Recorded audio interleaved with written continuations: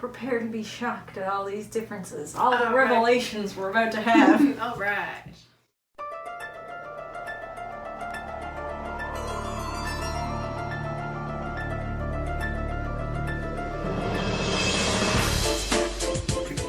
Hi everyone, welcome back to Deadhouse. If you joined us for the last one, which was Return of the Mummy, welcome to the bonus content, which is Return of the Mummy. This is the TV adaptation. As I've said before, I find it super interesting to watch something go from book to TV, back to book again. Mm-hmm. This one has neat color photos in the middle of it. Ooh. As a kid, too, I did own this one. See, there's my name. This was the only TV adaptation book I owned. I do own a second one now because I've found one since. But for whatever reason, these TV adaptation books are pretty hard to find secondhand. Yeah, I don't have any of them. And I don't know if it was because these were harder to get a hold of or not. If anybody knows the answer to that, like if these were more rare or anything like that, we would really love to know. So, Return of the Mummy. This was published in September of 1996. It was adapted by Francine Hughes, based on the teleplay for the TV series by Charles Lazar. Yeah. I think it's pronounced. Laser, but with a Z instead of an S. I think it's Lazar. I don't know. It's not a common name for here. If you know the proper pronunciation, once again, please do let us know because we want to say it right. So this book starts with Gabe already in Egypt. Okay. Which is different because the other one he's on the plane. He is, so they missed the whole stewardess part. Yes. So for this book, I'm mostly just going to point out what exactly was different. Okay. For people who are interested for point of reference. Mm-hmm. It very much sort of mixes elements from the first book with most of the plot from the second book. Oh. And it does that, I think, because this is only episode number 4 in the TV series. Mm-hmm. Because the TV series didn't release in the same order as the novels did. And so the TV series didn't do 2 episodes with the Mummy. It only did 1. So one was Return of the Mummy, and that was our first introduction to Gabe and Sari. Mm-hmm. Sari is not taller than him. The actress is much shorter, but I don't think that could be helped. No. They are at the pyramid. He is so excited to be there with his Uncle Ben helping out, and he's sort of reminiscing, and he compares himself to being like a grain of sand in front of the pyramid because he feels so small next to something so big. Mm-hmm. I thought that was kind of a neat perspective. Yeah. And it shows him a little more in awe of the pyramid upon first seeing them than he was in the first book. Obviously, he was bored and looking for water in the first book. Like completely opposite. He gets the summoner in this book. Well, in this book. Oh. He gets it not at a garage sale in the U.S., but rather he buys it from somebody like hawking trinkets at the airport. And he buys it as a souvenir because he thinks it's neat. Which is different. Which is different. And they're not as competitive. They make her out to be more of like a know-it-all character instead of like that playful competitiveness. Oh, okay. I wasn't really fond of that. But there's not a lot with it because it's very large print. The sentences are shorter and kind of choppy. Mm-hmm. Not everything is as descriptive as the other books, obviously because it's adapted from a TV telescript, which is different. But I still found it interesting to see. It's definitely made for much younger readers than the regular Goosebumps series would be. Okay, so it's probably younger readers who are not maybe into reading as much just yet, seeing the TV show. Yes, and then being interested. Yeah. So basically it's a ploy to get really young kids who might have seen the show reading by readapting it into a younger kids version, we'll say. It's a gateway book. Yes, exactly. It's the gateway book. It's the same pyramid that's mentioned in the second book. Okay. Same dig, except this is his very first time ever being able to go out to a dig, obviously, because differences. Mm-hmm. In this one, Gabe carries an instant camera. He carries it with him everywhere, on a strap around his neck. Okay. This is a new thing we've decided that is going to be cool to carry around because it's the 90s and kids carry instant cameras everywhere, which is true fact. We did. It doesn't mention anything like Polaroid by name or anything like that, though, just like instant camera. And I think that's more of a nature of this being from TV, because you can't do brands like that on TV, right? Yeah. So they go to their, explorative dive inside the pyramid at the beginning, like they do in the other one. Okay. Almost right away. And of course, Gabe thinks it's really cool, and there's some hieroglyphics on the wall. It's not Bart Simpson this time. Actual hieroglyphics on one of the tunnel walls. And he thinks it's so cool, he wants to get a picture of his uncle and cause it in front of it. Mm-hmm. Okay. And so he stops to take their picture, and when he does, he thinks he feels his summoner move. Okay. So they've they mashed up and skipped a couple of bits, like Yeah. from the Return of the Mummy. After he takes their picture, he looks for it, and it's not there. So they keep walking forward, and as he does, it shows up later a few feet away on the floor. So in it's front of him. very different than what's in either of the books, because it wasn't Yeah. on the floor on either of them, other than when. Which is why I was getting this confused, because this summoner has in mind if it's on, it ends up on the floor randomly, mysteriously, a lot Okay. in this book. So they're drawing attention to it probably more so in the TV series than. Yes, they and did in I the think book. giving it action so that kids pay attention more, I think it's Okay. sort of that device. Because, you can't say things in a TV show, you gotta show it, right? Yeah. So the summoner's there on its own. Cool, he finds it, he picks it up. He's wondering if it crawled there, like he's not sure what's going on. Crawled there, like as in As Adam's in, family. Yeah, you didn't see that motion then, because I did that across the table. But yeah, as in thing Okay. from the Addams Family. It's super dark. Mm-hmm. And of course, now that he's stopped to pick this up and contemplate about it, he's lost them in the pyramid. So that's typical Gabe-ness right there. Losing them. The wall doesn't crumble away. Oh, okay. It's super dark. They don't have the helmets with the lights. Mm-hmm. So he decides he's going to wait there. It's so dark now that he can't see anything around him.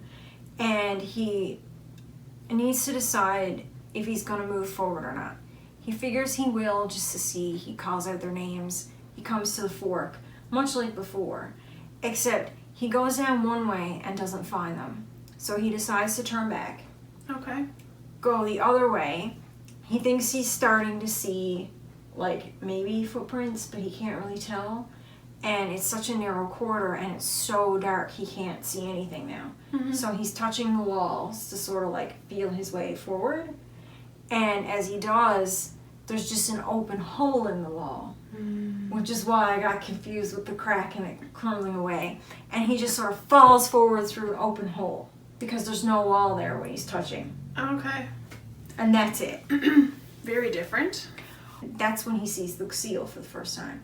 So this time the fall is into the outside door chamber. Oh, okay. So It's not just an aside. They just completely mashed the two, pretty much, because when he fell in the first one, he was in the area where all the action was happening. The second time he fell, yes. He fell into where the action was happening. Yeah, and now he just, the spires are supposed to be a side thing, and they're okay. And when he tries to go towards the seal and get a better look at it, of course he's taking pictures with his instant camera. Again, flash. He's degrading the artifacts. But he's taking pictures with his instant camera. It disturbs a snake, and a snake actually does pop out at him. Oh. And then he's so terrified from the snake and backing up, he doesn't realize that they've figured out where he is, and they're lowering a rope. And that's when he mistakes the rope for a snake. And Sorry makes fun of him, and so on and so forth. Oh, okay. But there was actually a snake this time. When he falls down, he's able to look around because he has a pen light on, like a little pen light. He could have used that to see the hole in the wall. Right? It doesn't make any sense. Or the camera flash. Because after he falls, there's a pen light. And it's like, why didn't you pull that out sooner? Yeah. Or take pictures with your camera of the hallway so you could see the big hole that you're about to fall into. Yeah. I mean, so many plot holes, but it's a Okay. TV episode for kids, so we'll Let it go. keep going. Right, so here's where he like tells Uncle Ben, oh, there's spiders and snakes and everything's terrible, and I've lost my summoner because it disappears again while he's down looking at the seal and taking pictures with his camera. Okay.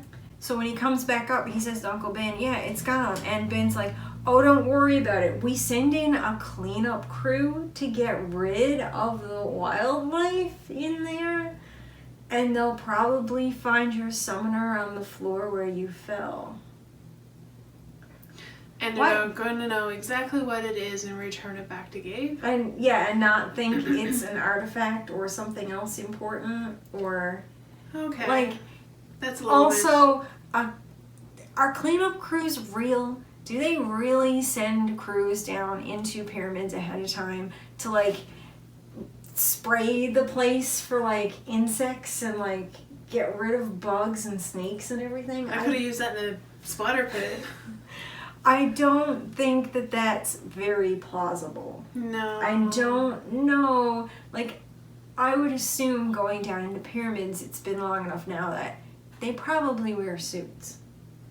It's never mentioned in the books, but I would have to assume they would expect things crawling around there and would wear suits. Yeah. Anyway, Moving on. moving on. Mm-hmm. So when they get back to the tent, that's when his uncle gives him the gift. Okay. And it's the same gift. It's the necklace with the beetle. And he finally remembers, oh, I took pictures. Look, Uncle Ben, I took pictures down there. Look at this cool thing I found. And he's like, holy cow, you found the seal. This is Koru's seal, and not many people know about it, but here's a thing talking about how he used the lion as his symbol in this book, so I can show you that it's related to him, and that's why this lion's head seal means it must be his chamber. And as he's explaining this, Nyla comes in.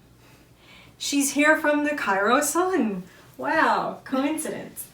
She sees the picture and instantly says, oh, that must be Prince Koru's chamber, and because that's his symbol, and she automatically knows all about it. And he's like, Ben's like, my, you're very learned, aren't you? And she's like, yeah, no, I love this stuff and I'm interested in it, and this is how come the paper signed me, basically. And as soon as they're showing around the pictures, one of her staff, because apparently she has staff traveling with her. Oh, okay, that wasn't in the book at all. Yeah, his name is Shafiq. All of a sudden he's like, oh, no, you can't mean to go in there. I've heard it's cursed. Okay, So that's what introduces this idea of a curse. instead of Omar. Yeah. So then Ben's like, oh, shrugs it off, whatever. In this one, it's 3 words chanted 3 times. The rule of 3. See? Yes. But I mean, I enjoyed it when it was 5. Yeah. 6 words said 5 times. Yeah. And that will make the mummy awake and blah, blah, blah. We know how that story goes. Yep. The words are different too. There's like this full, again, 6-word chant. In this one, the words are just simply karu, kara, kari. That's it. Okay. It's not like a sentence like the last one was. Like the last one had like structure and there was more to it. There's no team of workers around when they go back down to the pyramid to open the seal. He just like cracks the seal off and lets it go because of course. TV. But when he does, and they do have trouble with the door again, but when they start to try to move the door, it sets off a pyramid trap.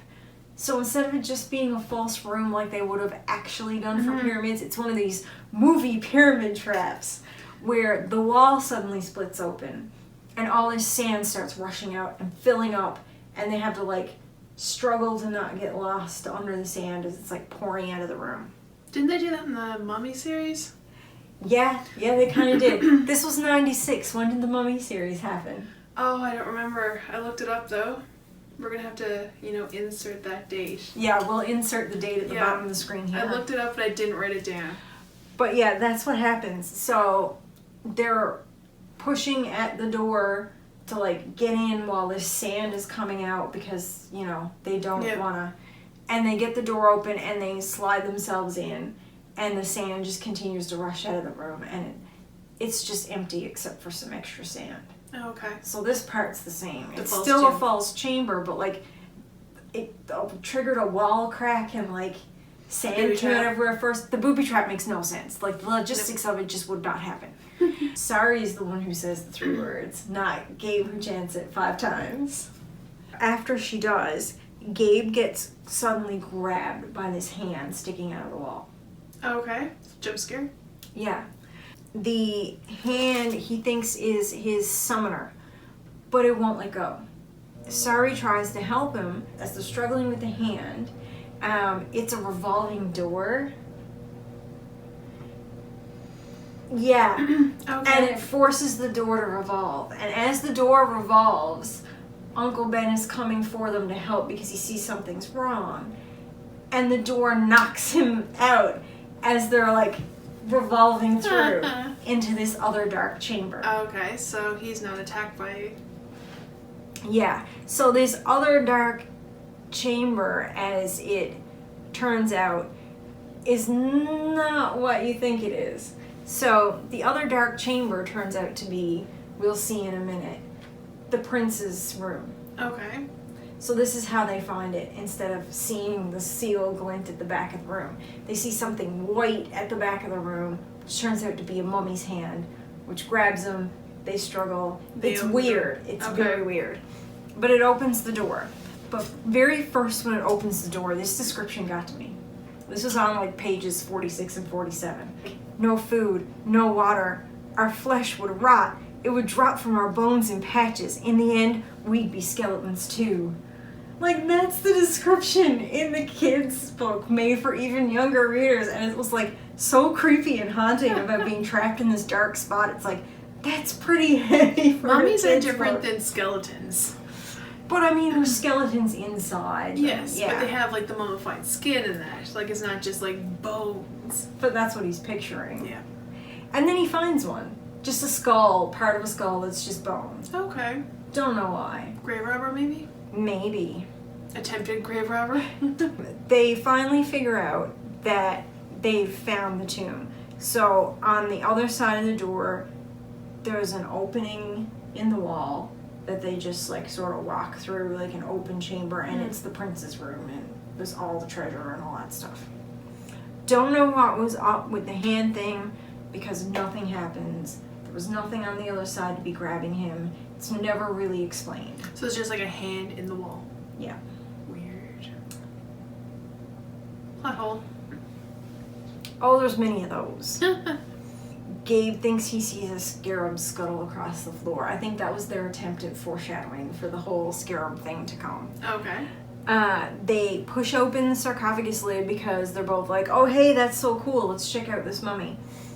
And they find no mummy. So that's weird. And this is their first time being in the chamber or seeing it. So Ben's knocked out. So they found the mummy first. Ben didn't get knocked out until his second time in Yeah. the chamber. Yeah. No, this Okay. is all in one shot. Okay. They hear the sound of it moving just like they do in the book, only to come face to face with the mummy behind them. And then behind that, there's Neela suddenly there. And she shows up telling the mummy to come to her. And this part is almost word for word from the book about how, come to me, my brother, and we'll rule just like we used to. Except in this one, instead of wearing her usual like business suit type outfit, she's wearing more like ceremonial traditional dress.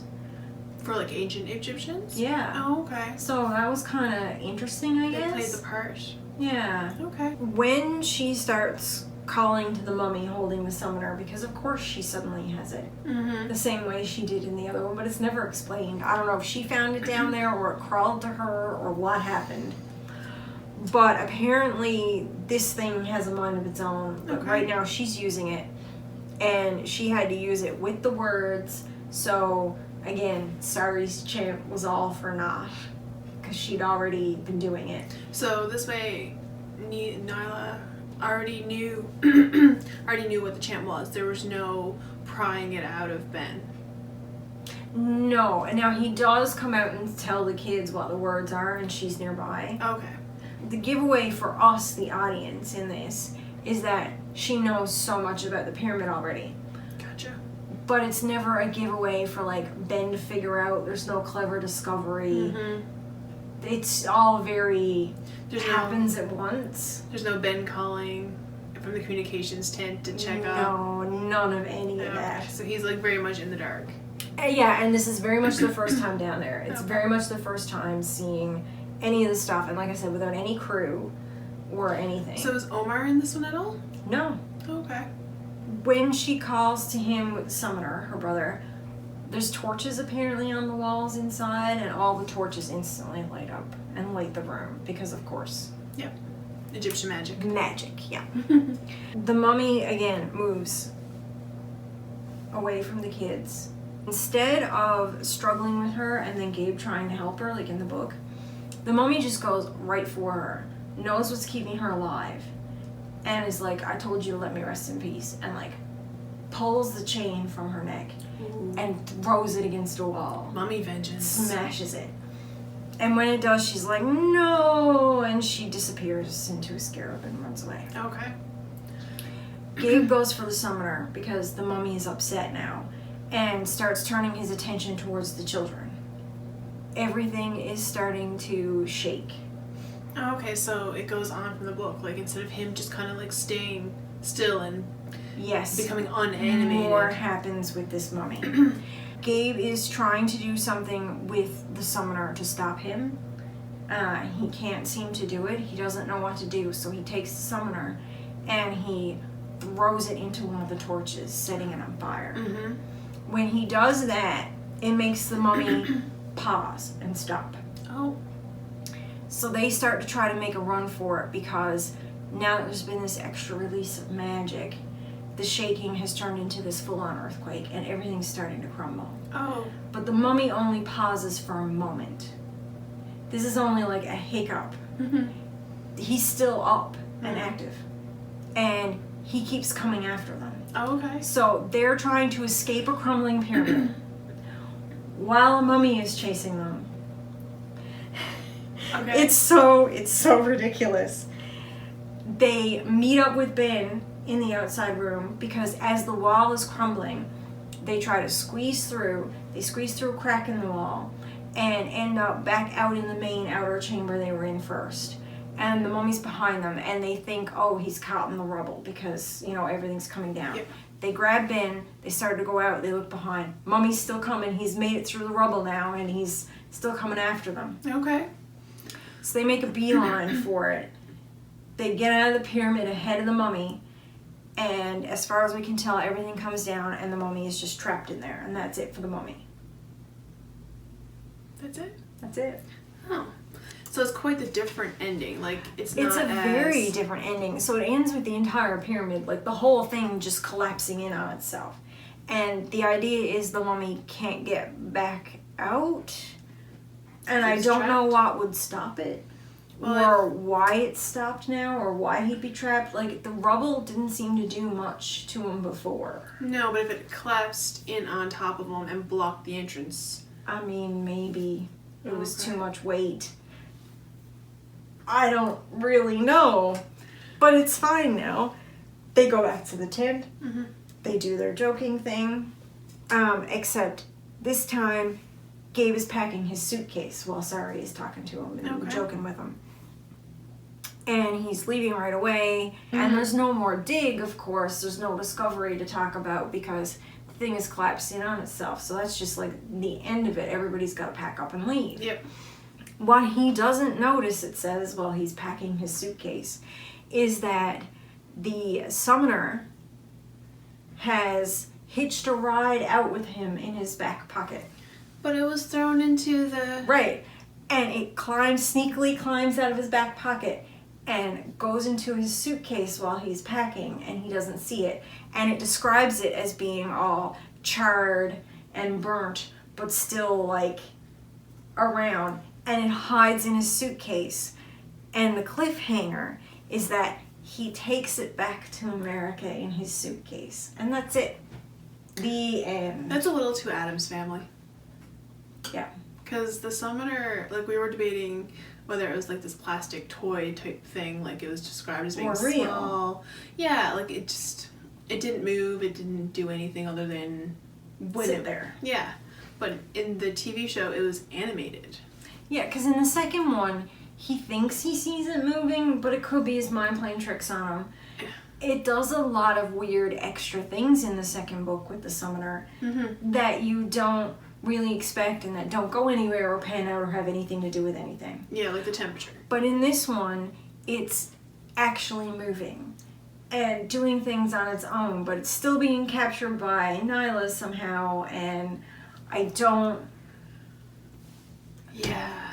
And it's all a bit much, and overall, this was not a great one. I realized they did more exciting things for TV, and they were trying to, like, jazz it up.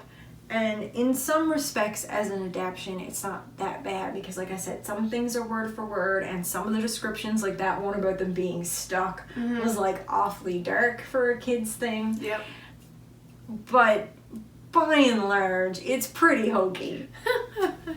And it's a very far stretch from both books. Yeah, and it's got quite the mess of plot holes where nothing is ever explained. But I mean, minus commercials, it's like a 20-minute TV program. So I mean, how much do you really expect them to do in 20 minutes? Yeah, they have to cut some things out, but...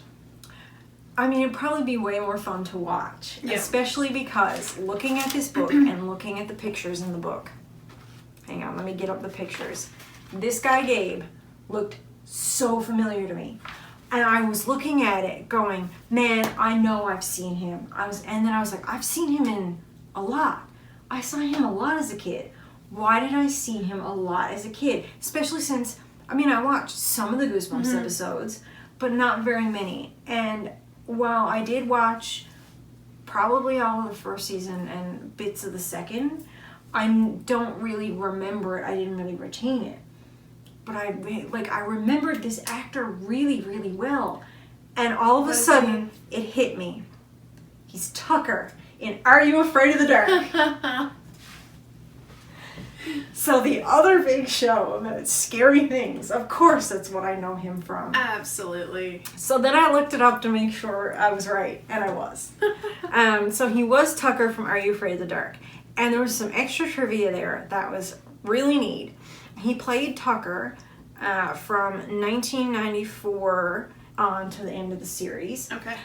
In 1995, they aired an episode called The Tale of the Guardian's Curse, which was Are You Afraid of the Dark's mummy-themed episode that they did. So he narrated the mummy episode. Yeah. And he was also a main character in the Goosebumps one. The Goosebumps mummy one. That's the best part of this book, I think. Yeah, he's actor Daniel DeSanto. And I just thought it was a really cool, neat piece of trivia that he was also Tucker, and he also did mummy things in that show. Cool. And that's it. I hope you guys like the differences here. What do you think about the differences?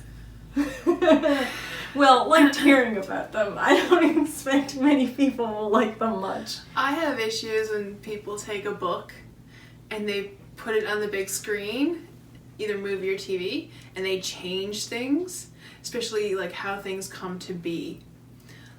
So him not getting the hand the same way, and the hand being more animated. And I didn't like the hand more animated. I didn't mind that he bought it as a souvenir at the airport in Cairo. That makes sense. It makes more sense in the garage sale, but that's the garage sale. That's the story. And like they completely omitted Omar's character. Oh yeah, he's not even a character. He's Yeah. not even to throw you off or make you suspicious of someone else. And she doesn't even seem suspicious. No. She's just the villain all of a sudden out of nowhere. I think the way this is written and presented. Yeah, I think watching this TV series as a standalone, without reading the books too close to them so I can't compare, it'll be fine. Probably better, yeah. Yeah, it'll be fine. Like, the same thing happened when I watched The Hunger Games just after reading the books. You noticed too many things. Oh my god. And it was bad. Like, it ruined parts of the movie for me. I tend to take TV, media, and movies as a completely separate thing from books. Like, I enjoy both the Harry Potter series of books and the Harry Potter movies. There's things I like and don't like about both, but I enjoy both. And the reason I enjoy both is because I automatically treat the movies as something different. Separate. Because they are so far removed in some cases from the books. Like, there was a bit of foreshadowing that they didn't address in the first movie, and they didn't address it in the second movie.